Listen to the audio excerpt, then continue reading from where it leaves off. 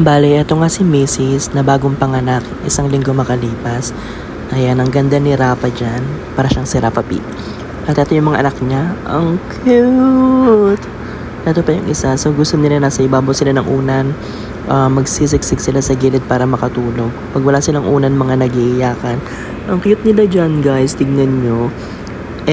Syempre nagmana siya sa mami. Ayan, pinaikot-ikot ko yung camera dyan dahil nga nakakatuwa sila tignan. So, ayan, natutulog siya. And then, ipapakita natin yung daddy nila na si Rocco. Nakabantay din sa likod.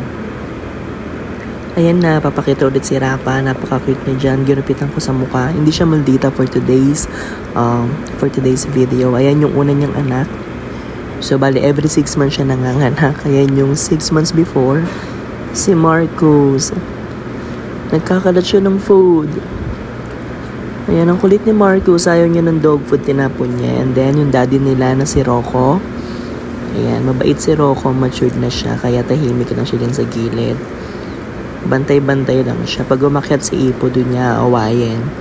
Ang cute ni Rocco. Para na siyang lolo. Ayan pa rin si Marcos. Wala pa rin siya